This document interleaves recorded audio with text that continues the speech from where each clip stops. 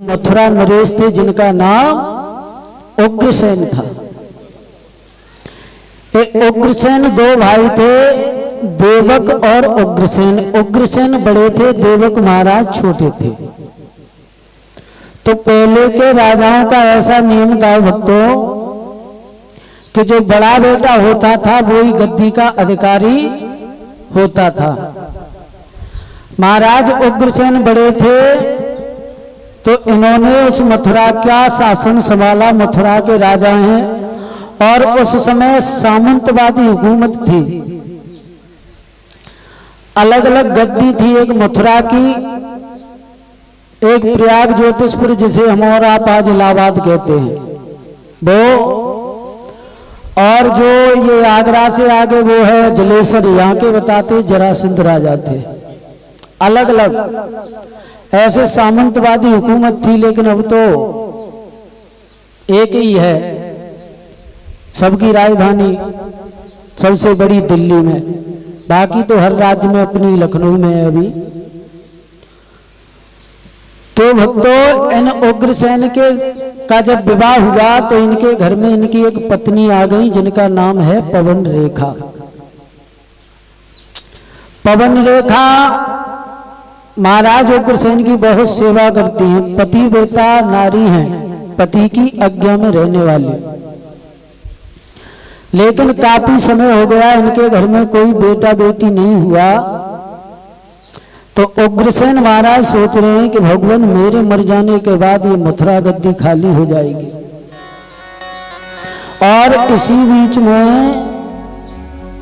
एक दिन की आपको बात बताएं कि पवन रेखा जो थी रात में अपने महल में लेटी ही चारपाई पर, तो इनको एक सपना हुआ। सपने में इन्होंने देखा कि इनके सतीत को एक दैत्य ने नष्ट कर दिया, राक्षस ने। तो इनके अंदर घबराहट होने लगी। सवेरा जब हुआ तो इन्होंने अपने पति से आज्ञा लेके साथ की सहेलियों को लेकर रथ पर सवार होकर के एक जंगल में भ्रमण करने के लिए गई, जहां इनका बगीचा था। सुखदेव जी समझा रहे राजन, जैसे ही उस बगीचा में ये पहुंची तो ऐसा हुआ उसी बगीचे के पास में एक दुर्मिलक नाम का राक्षस रहता था। और राक्षस आप लोग जानते हो वो मायावी होते हैं। वो राक्षस ऐसा मायावी था कि उसका मन आए वैसा रूप बना लेता था अपना। तो जैसे ही इसने पवन रेखा की सुंदरता को देखा तो ये मुग्ध हो गया, सोचने लगा कि रानी बड़ी सुंदर है। तो उस दुष्ट ने महाराज उग्रसेन का रूप धारण करके और महारानी पवन रेखा के साथ उसने अपना मुंह काला कर लिया कि धोखा से बानी चनी कियो सती संभोग अंत समय में प्रगट भो पापी को सहयोग। अंत में जैसे ही वो अपने रूप में आया, पवन रेखा ने देखा, उसने कहा अरे मैं तो सोच रही थी कि मेरे पति हैं, ये तो दैत्य है। पवन रेखा चिल्ला के बोली कि अरे पापी, तूने हमारे धर्म को, पतिव्रत धर्म को नष्ट कर दिया। अब तू ऐसा यहां से चला जा, अब मैं क्या करूं, तूने मेरा सतीत नष्ट कर दिया, नहीं तो मैं तुझे श्राप दे करके जला के राख कर दे। राक्षस कहने लगा देखो हमने तुम्हारा अच्छाई किया, बुरा नहीं किया। मैं बहुत समय से देख रहे थे कि आपके घर में कोई संतान नहीं थी। अब तुम चिंता ना करो, तुम्हारे बेटा होगा।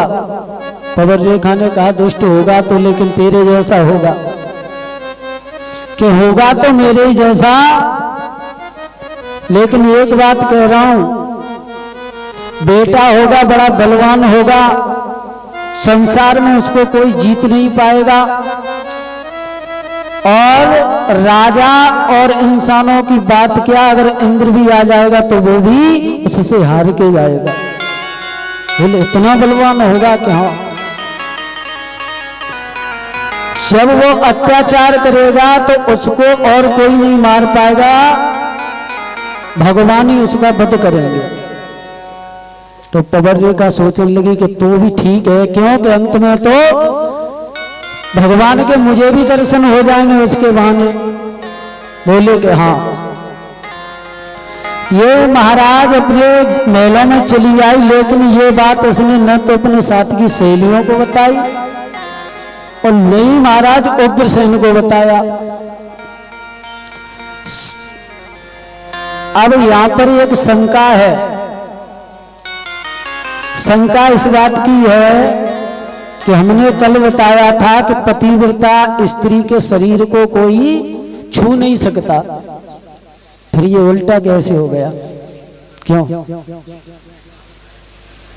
उल्टा कैसे हो गया? भागवत ये कहती है कि प्रवररेखा पतिव्रता थी, तो इसके बारे में ब्रह्म रैवत पुराण में एक लेख आया है।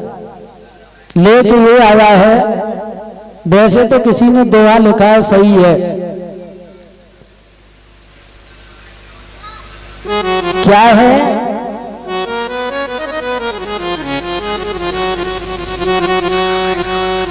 कि पतिव्रताओं का जो अंग है वो आप उनको छुओगे तो जल के राख हो जाओगे। पतिव्रता के अंदर वो शक्ति होती है, वो तेज होता है।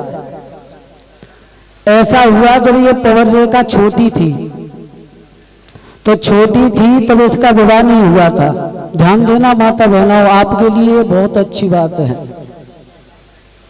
विवाह नहीं हुआ इसका, इसके राज्य में सौभर ऋषि आ गए। तो सौभर ऋषि का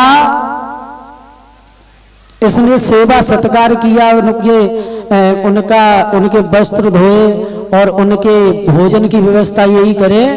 धीरे धीरे करके जवान हो गई तरुण अवस्था में। अब ये क्या करे कि जहां सौभर ऋषि इसके राज्य में रुक रहे थे, उनके आश्रम सा बना दिया था। वहां ये रोज जाए तो श्रृंगार करके जाती थी, कुआरे पे ही, शादी नहीं हुई। उन सौभर ऋषि ने इससे कहा कि देख बिटिया, अभी तेरा विवाह नहीं हुआ है, और जब तेरा विवाह हो जाए तो तू खूब श्रृंगार करना, कोई बात नहीं है, लेकिन अभी मत किया कर। और श्रृंगार करके यहाँ संतों के पास आने का क्या मतलब है?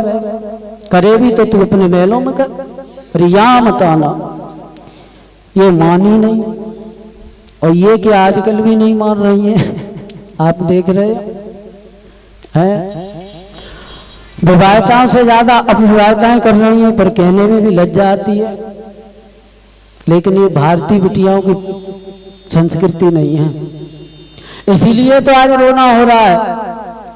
तो सौभर ऋषि को क्रोध आ गया, उसने कहा अपने रूप पे घमंड करने वाली लड़की, मैं तुझे श्राप देता हूं कि एक दिन ये तेरा सतीत्व नष्ट हो जाएगा, तू पतिव्रताओं की गिनती में नहीं आएगी।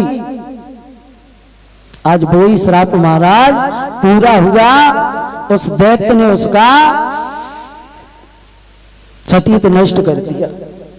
धीरे धीरे जब समय गुजरा तो उसने गर्भ धारण किया। 9 मास पूरे हुए तो जैसे इसके जो बालक पैदा हुआ,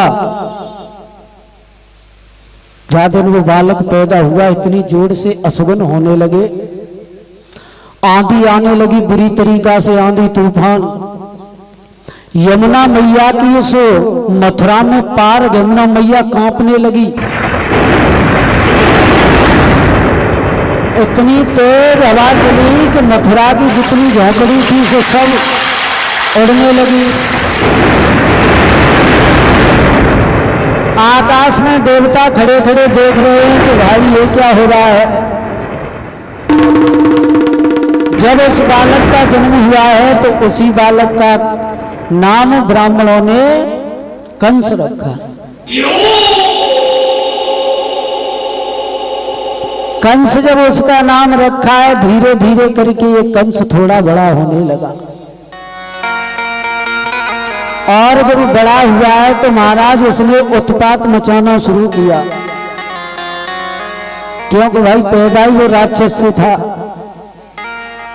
तो थोड़े बहुत तो गुण आएंगे, ये थोड़े बहुत क्या उसमें तो और ज्यादा गुण आ गए। ये क्या करता है, जैसे ही 5 साल का हुआ ना, छोटे छोटे बच्चों को साथ ले जाता है और कहता है कि चलो यमुना मैया में स्नान करने चले गए हैं। ले जाए और यमुना में अंदर ले जा करके धक्का मारे, बच्चे को बहा दे, मार दे। इसने बचपन में ही बहुत से बच्चों को मौत के घाट उतार दिया। धीरे धीरे ये बड़ा हुआ, 8 साल का। 8 साल में तो भागवत में तो इतना लेख नहीं है कंस के पराक्रम का, लेकिन आप गर्ग संहिता पुस्तक पढ़ोगे तो उसमें देखो कंस का इतना पराक्रम बताया है कि रावण से भी बलवान बताया है कंस, गर्ग संहिता। इसने जैसे ये तरुण हुआ जवान, तो ये अघासुर, बकासुर, धेनुकासुर, केसी, पूतना, इनको सबको ये लड़ के जीत के लाया था। इसने आधीन किए थे सभी दैत्य। अंत में इसने क्या किया कि ये पहुंचा परशुराम जी के पास। परशुराम जहां पर महेंद्रगिरी पर्वत पर बैठे थे, इसने उस पर्वत को हिलाना शुरू किया और ये कहा कि तुम अपने जमाने में होंगे, तुमने 21 बार पृथ्वी से सब क्षत्रियों को मार दिया था, अब आ जाओ हमारी तुम्हारी होगी। परशुराम समझ गए, तो परशुराम ने कहा कि ले, ये मैं धनुष दे रहे हैं, इस पर तू प्रतिज्ञा चढ़ा दे, हम मान लेंगे कि हम हार गए, तू जीत गया। पर अब हमने लड़ना तो बंद कर दिया, क्योंकि हमने अपने गुरु को वचन दिया कि अब हम किसी पे हथियार उठाएंगे नहीं। और ये समझदारों का काम होता है महाराज। जैसे मान के चलो आप जिला पे कुश्ती लड़ रहे हो और जिला चैंपियन हो गए आप, हैं? फिर तुम लड़े मंडल पर मंडल चैंपियन हो गए, फिर आ गया बुढ़ापा, तो फिर तो ये सही है कि फिर लड़ना ही बंद कर दो, संन्यास ले लो, नहीं तो जो टंगी है सो वो उतर जाएगी। तो परशुराम जी ने मना कर दिया। इसने क्या किया कि उस धनुष पे एक बार नहीं 18 बार प्रतिज्ञा चढ़ा दी। तो वो ही धनुष परशुराम से एक कंस ले आया कि अब मैं धनुष नहीं दूंगा, मेरे पास एक प्रमाण रहेगा कि हाँ मैंने परशुराम को हरा दिया। परशुराम ने कह दिया धनुष ले जा रहा है, ले जा, लेकिन ध्यान रखना जिस दिन ये धनुष जो कोई तोड़ेगा वही तुझे मारेगा, और धनुष टूटेगा उसी दिन तेरी मृत्यु हो जाएगी। तो वही तो धनुष कन्हैया जी ने पहले तोड़ा था। प्यारे, इसने क्या किया कि चला आया मथुरा में। जब ये ज्यादा उत्पात मचाने लगा तो प्रजा वाले दुखी होकर के महाराज उग्रसेन पर इसकी शिकायत करने के लिए आए कि महाराज आपका बेटा बड़ा दुष्ट है, इसको समझाओ। उग्रसेन ने समझाने की कोशिश की तो इसने उग्रसेन को हाथ में बेड़ियां, पैरों में हथकड़ियां डाल के जेल में बंद कर दिया अपने पिता को। और खुद इसने, जैसे औरंगजेब ने अपनी गद्दी कब्जाई थी पिता को मार के, वैसे इसने मथुरा की गद्दी जबरदस्ती पिता को जेल में डाल के खुद बैठ गया गद्दी। वैसे भी करेला कड़ुआ था, लेकिन नींद पर और पहुंच गया। अब तो वो राजा हो गया। नए नए इसने नियम लागू कर दिए, प्रजा बहुत दुखी रहने लगी। फिर जैसे ये राजा बना, फिर ये गया मगध नरेश जरासंध के यहाँ। उसकी 2 बिटियां थी, अस्ति और प्राप्ति। जरासंध से इसने कहा कि ऐसा आप अपनी बिटियां का विवाह करो हमारे साथ। जरासंध ने कहा ऐसे कैसे कर दे, तुम राजा होंगे मथुरा के, यहाँ के तो हो नहीं। तो वो तो सही है, लेकिन कैसे करोगे बताओ। तो जरासंध ने कहा कि हमारे यहाँ ये कुवलिया पीड़ हाथी है, आपको उससे लड़ना पड़ेगा। अगर तुम जीत गए तो मैं दोनों बिटियों का विवाह आपके साथ कर दूंगा, और अगर तुम हार गए तो हाथी तुम्हें मार ही डालेगा। बोले ठीक है छोड़ो हाथी। भाई बलवान था ये। जरासंध ने उस तरफ से हाथी छोड़ा, मदरा पिला के मस्त करके, और इस तरफ से ये लंगोट कस के अखाड़े में पहुंचा। तो इसने तो हाथी को जाते ही जाते उसका पैर पकड़ लिया, ऐसे करके घुमा दिया, धरती पे मार दिया। हाथी चिंगाड़ी भर गया, पड़ा रह गया, हाथी नहीं उठा। अब तो ये चीखने चिल्लाने लगा कि हाथी तो हमने हरा दिया, तुम लड़ना चाहते हो तुम भी आ जाओ। जरासंध समझ गया। जरासंध ने कहा वाह भाई, इतना बलवान दामाद घर बैठे मिल गया तो इससे अच्छा क्या होगा। तो जरासंध ने अपनी दोनों बिटियाओं का विवाह इस कंस के साथ में कर दिया। दोनों का विवाह करके अपने साथ ये मथुरा में आ गया। अब मथुरा की प्रजा इससे खुश नहीं है, सब दुखी है, पर बोल कोई नहीं पा रहा। ये समझ गया कि मथुरा की प्रजा हमसे दुखी है, तो अब हमें कोई ऐसा कार्य करना चाहिए कि प्रजा का प्यार हमारी तरफ हो जाए। तो उसी बीच में महाराज क्या हुआ कि इसकी एक बहन थी, सगी नहीं थी, जो महाराज देवक थे, उनकी एक बिटिया थी जिसका नाम था देवकी। इसने सोचा कि अगर मैं जनता का ध्यान भटका दूं तो जनता मुझसे प्रेम करने लगेगी। सो इसने देवकी के विवाह का विचार बनाया। अब सोच रहा है कि कहां करें। तो बटेश्वर के पास सौरीपुर था, ये भी एक राजधानी थी हमारे पास में बटेश्वर के। आज भी आप लोग जाओ तो देख के आना। तो बटेश्वर के पास सौरीपुर गांव है। अब पहले तो वो राजधानी थी, किला बना है। उस सौरीपुर के महाराज थे सूरसेन जी। सूरसेन के बेटा थे वसुदेव। तो इसने अपनी उस बहन देवकी का विवाह वसुदेव जी के साथ में तय कर दिया। नाई ब्राह्मण को बुला करके और भेज दिए। वसुदेव जी का तिलक महोत्सव हुआ, लगन पहुंची, विवाह की तिथि निश्चित हुई।